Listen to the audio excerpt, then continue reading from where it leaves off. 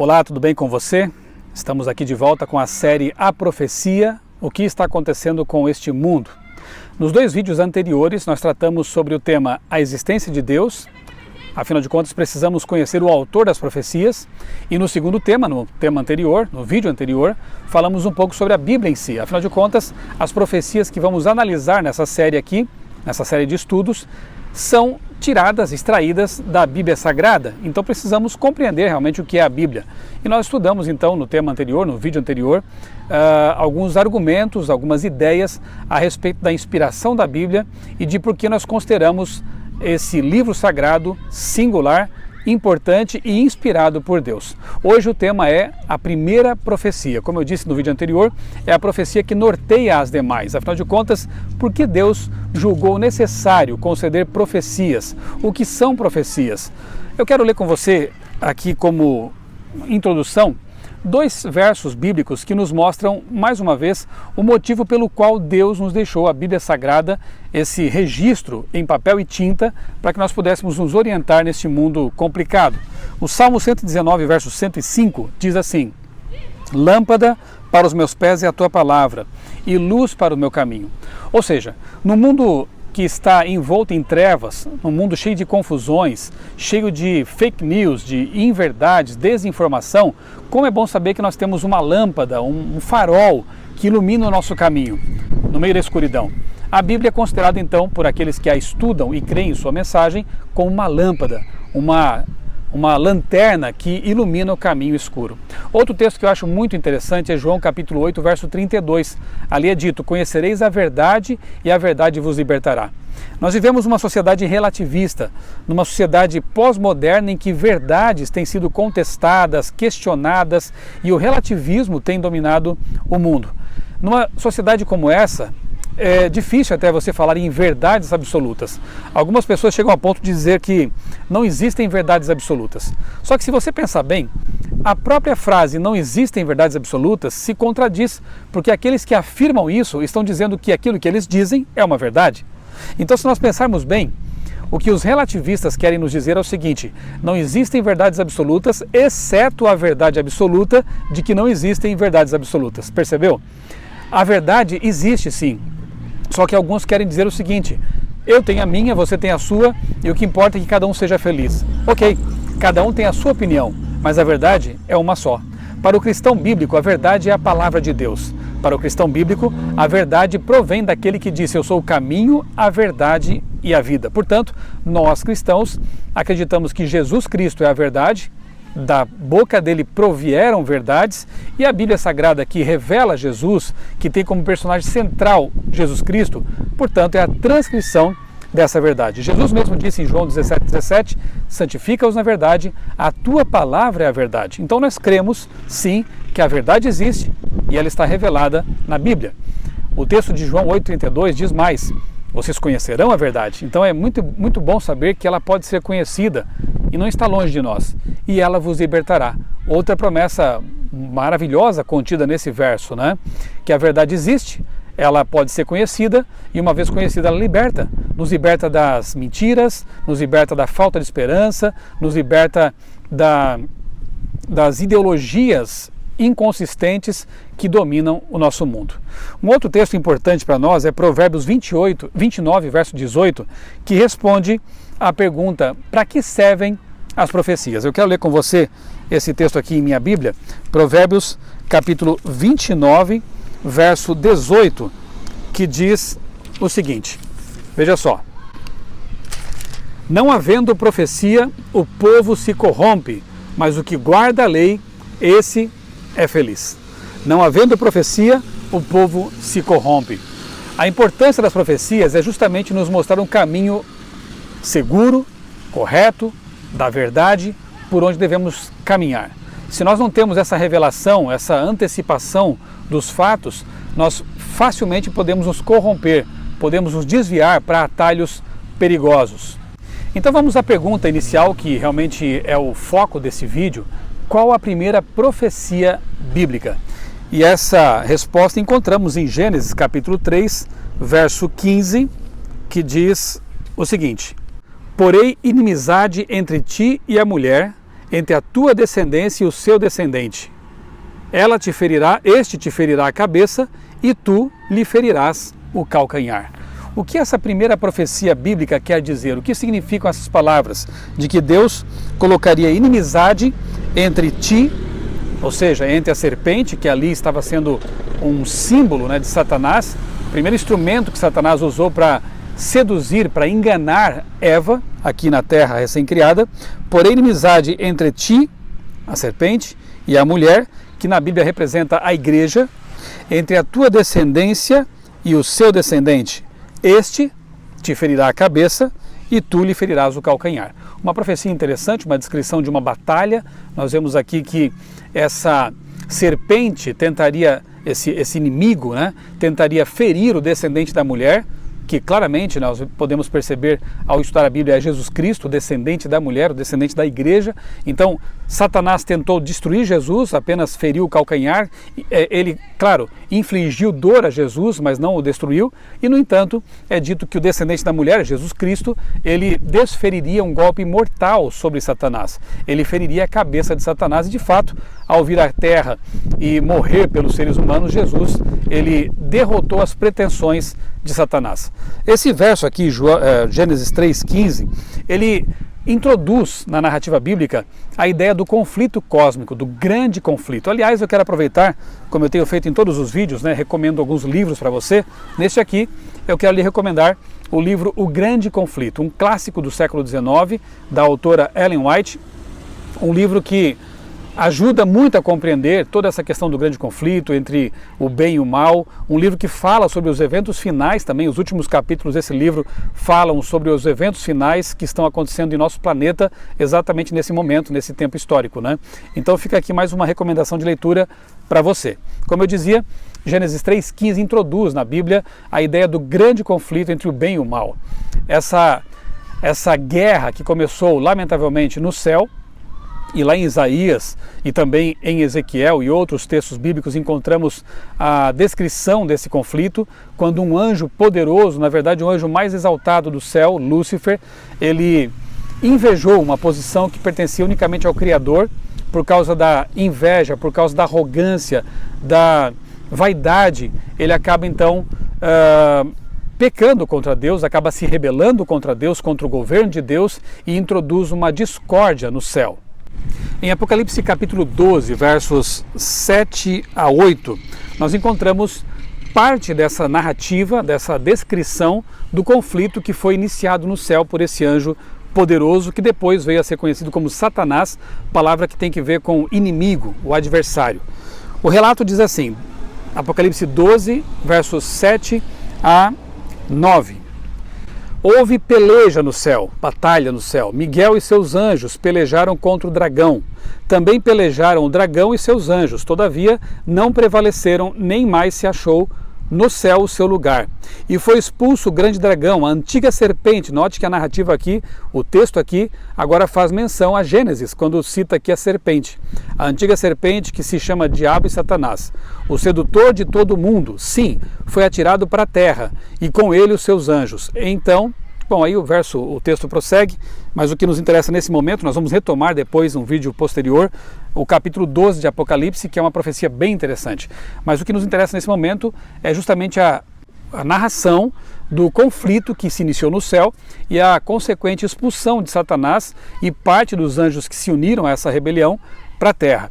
E nós vemos então esse conflito sendo transferido aqui para a terra. E, infelizmente, Satanás ilude nossos primeiros pais, Adão e Eva. Ele consegue com isso trazer para a terra esse conflito. Ele inocula em Eva o vírus, digamos assim, do pecado, aquela mesma ideia que ele mesmo teve lá no céu de querer ser mais do que uma criatura, querer ser o próprio Deus. Ele traz para Eva a ideia de que ela não morreria, de que ela poderia ser imortal independentemente de Deus, como se um celular pudesse funcionar indefinidamente sem se conectar à fonte de energia. Nós, seres humanos, temos vida, mas a nossa vida é derivada de Deus. Temos que entender isso. Satanás quis que Eva, os seres humanos, acreditassem que a imortalidade é inerente, quando não é, ela é dependente. E ele também fez com que Eva pensasse que poderia ser, pela transgressão, pela desobediência, igual a Deus, coisa que ele queria ser. Então, a humanidade é envolvida nesse conflito. Será que ficamos agora sem esperança? Será que por causa do pecado nós estamos aqui nesse mundo desesperançados, num beco escuro sem saída?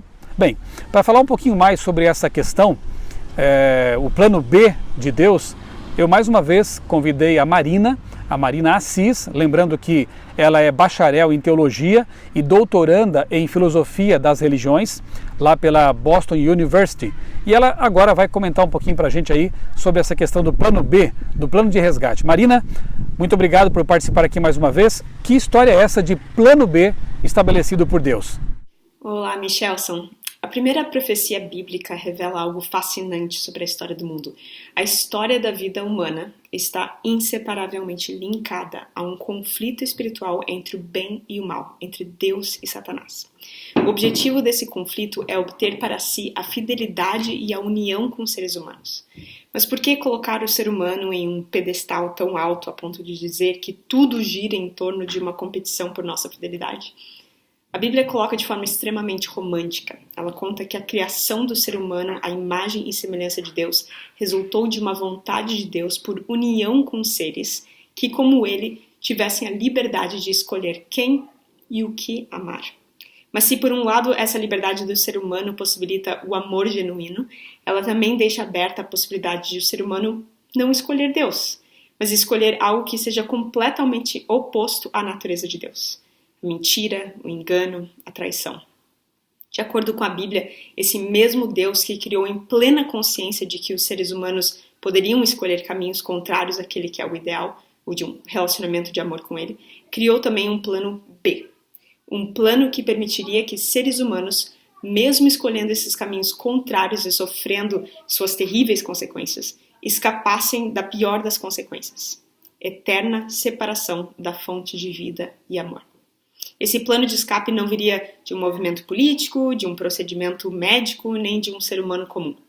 Deus mesmo teria que descer à terra e sentir na própria pele a separação de sua própria natureza divina. Assim, Deus sofreria aquela consequência em nosso lugar, e se escolhêssemos mudar nossas escolhas e aceitar esse sacrifício, não precisaríamos sofrê-la novamente. Deus, quando na terra, recebeu outro nome, e o nome você conhece: Jesus. Sem entrar em todos os detalhes teológicos de como Deus poderia encarnar em um corpo humano e como Deus e Jesus são um só Deus, eu quero ressaltar o que acredito ser o mais sensacional dessa história: o amor. Se você é pai ou mãe, você entende o que é amor sacrificial. Amor, em qualquer possível definição, inclui a ideia de sacrifício. Tanto é que o momento em que temos a tendência de duvidar do amor de alguém, seja de um pai, uma mãe, um cônjuge, um amigo, é quando essa pessoa não está disposta a sacrificar aquilo que entendemos que é necessário sacrificar no contexto daquele relacionamento em particular. E qual é a epítome do amor sacrificial? Jesus, em João 15,13, disse: não existe amor maior do que esse, de dar a alguém a sua vida pelos seus amigos. Por isso, da próxima vez que você duvidar desse amor, lembre-se do plano de escape e agarre essa oportunidade de escape com todas as suas forças. Muito obrigado, Marina, por esse esclarecimento, por sua participação aqui neste vídeo. Muito bem, Gênesis 3,15, portanto, não é só a primeira profecia. Trata-se da primeira profecia messiânica. Nós vamos estudar mais isso no próximo vídeo, as profecias messiânicas. Mas é bom também entendermos que é a primeira nota tônica de esperança dada por Deus à humanidade, que no futuro viria o Messias, viria o Salvador da humanidade para consertar aquilo que o ser humano acabou estragando ao abraçar a desobediência, a rebelião e o pecado. Por ora é importante que nós compreendamos que as profecias são como um túnel do tempo que Deus abre, para que nós possamos ver lá adiante, como que por uma luneta, o fim da história. Nós temos que saber, ter consciência de que vamos passar por dificuldades, por provações, por lutas, mas que o fim da história ele é glorioso. Por quê? Porque o Messias, porque o descendente da mulher, Jesus Cristo, ele destruiu as pretensões de Satanás. Ele venceu Satanás na cruz e nos garantiu, ele que nunca mentiu, ele cujas promessas nunca deixaram de se cumprir. Ele prometeu que vai voltar, e essa profecia ainda vamos estudar com mais detalhamento aqui nessa série. Ele prometeu que vai nos dar a vitória vitória por meio do seu sangue derramado na cruz. Como é bom saber que no fim da história existe esperança. Eu já disse isso e repito, as profecias são como uma espécie de spoiler. Deus nos dá o entendimento, a compreensão, a certeza de que no fim desse drama, dessa história chamada Grande Conflito, nós temos a esperança de vida eterna e de salvação. Eu sei que em muitos momentos da vida acontecem situações que nós não conseguimos compreender muito bem, situações que nos trazem medo, nos trazem insegurança, nos trazem incertezas. Eu vou fazer uma comparação aqui com uma situação bem corriqueira. Eu não sei se você já andou de metrô alguma vez, e ao andar de metrô, não sei se já aconteceu com você, de por algum motivo desconhecido, o trem parar do nada. Quem sabe lá no meio do túnel escuro, o trem para, fica ali por alguns minutos parado e você não entende o que está acontecendo. Aparentemente nada aconteceu. De repente, o trem volta a andar e segue seu caminho. Você fica em dúvida pensando, será que furou o pneu? O trem nem furou o pneu? Será que quebrou alguma coisa? O que será que aconteceu? Você vai para casa, vai para o seu trabalho, vai para qualquer lugar para onde você esteja indo e talvez nunca vá ter resposta para o fato de aquele trem ter parado lá no túnel escuro no meio do caminho. Mas uma coisa é certa, o pessoal que trabalha na central de comando, de controle dos trens, eles sabem muito bem o que aconteceu. Não sei se você já reparou quando você tomou um metrô que existem aqueles mapas metroviários, né, intrincados, com vários caminhos, com percursos que se cruzam, se entrecruzam, então é toda uma dinâmica bem complicada ali. E existem pessoas e computadores e sistemas que estão ali funcionando 24 horas para que tudo funcione bem. Sabe o que acontece? Às vezes um trem atrasa ou adianta um pouco e os controladores de tráfego percebem que poderia haver um acidente, poderia haver um choque de trens. E o que eles fazem então? Eles param um desses trens, eles param 2 trens, eles fazem todo um controle. As pessoas não sabem o que está acontecendo, nem sabem do perigo que foram livradas, mas elas foram protegidas de algo terrível que poderia ter acontecido. Saiba que Deus está na central de controle do universo. Deus sabe todas as coisas, Ele é apresentado na Bíblia como sendo o Criador onisciente e um Deus de amor. Portanto, se em algum momento de sua vida o seu trem, o trem da sua vida parar, se houver algum momento de incertezas, dificuldades, ou mesmo dor e sofrimento, confie em Deus, sabe que Ele está administrando tudo e Ele está preocupado com o fim da viagem, ou seja, com a vida eterna. Se neste mundo tivermos que passar por algumas pausas estranhas, como é o caso dessa pandemia, que tem feito muitas pessoas ficar preocupadas com a vida, com o futuro, saiba que, embora Deus não cause esses problemas, Ele pode estar usando isso para o nosso bem, especialmente para a nossa salvação eterna. Confie em Deus. Saiba que Ele já anteviu o futuro, Ele já nos mostrou o fim da história desse grande conflito para que nós pudéssemos ter certeza de que a história vai ter um final feliz. Um grande abraço para você. No próximo vídeo vamos estudar as profecias messiânicas, um tema muito importante, muito apaixonante. Eu espero que você assista também o próximo vídeo dessa nossa série, A Profecia.